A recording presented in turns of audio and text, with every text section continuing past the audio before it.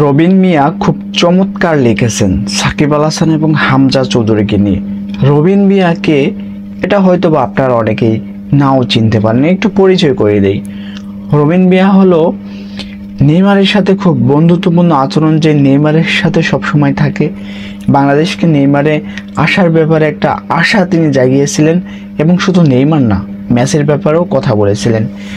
সেই রবিন মিয়া এবার সাকিব আল হাসানকে নিয়ে মুখ খুললেন যে হামজা চৌধুরী আজকে প্রকাশ্যে সংবাদ সম্মেলনে সাংবাদিকরা যে প্রশ্ন করলেন মেগা স্টার নিয়ে, সেখানে অত্যন্ত বিনয়ের সঙ্গে হামজা চৌধুরী যে বলেছেন সাকিব এত বছর ধরে ক্রিকেট খেলেছে, হ্যাঁ বাংলাদেশের জন্য অনেক ভালো কিছু করেছে, এটা যে বিনয়ের সঙ্গে বলেছেন, ঠিক এই জিনিসটা নিয়ে রবিন মিয়া কিন্তু সাকিব আল হাসানের একটা ছবি নিয়ে ফেসবুকে সাকিবের সঙ্গে ট্যাগ দিয়ে এবং হামজা চৌধুরীর সঙ্গে ট্যাগ দিয়ে চমৎকার একটা উক্তি লিখেছেন। আমি স্ক্রিনশটে দিয়ে দিয়েছি, আপনারা দেখতে পারেন।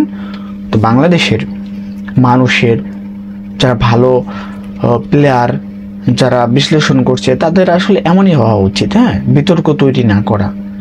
ক্রিকেটে তিনি যে বাংলাদেশের ক্রিকেটের রাজা, এটা তো অস্বীকার করার কিছু নাই। তো ফুটবলে তিনি আসছেন, হুট করে তাকে মেগাস্টার আপনারা যদি বলেন, সে নিজেও মেনে নেবে না, কারণ তিনি একজন ভদ্র নম্র ফুটবলার। তিনি আসছেন বাংলাদেশের ফুটবলের নতুন দিগন্ত উন্মোচন করতে। সাকিব আল হাসান বাংলাদেশের ক্রিকেটের নতুন দিগন্ত উন্মোচন করে ক্যারিয়ারটা শেষের দিকে, বলতে গেলে প্রায় শেষ। তাকে আপনারা এখানে জুড়ে দিয়ে একটা অপমানের ট্যাগ তো করতে পারেন না।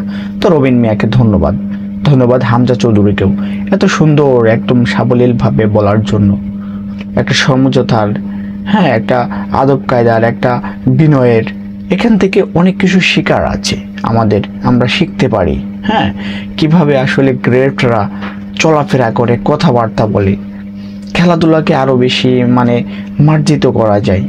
শুধু যে খেলাধুলায় ভালো পারলেই ভালো, ব্যবহারটা কিন্তু ভালো হতে হবে, এটা হামজা চৌধুরী প্রমাণ করেছেন।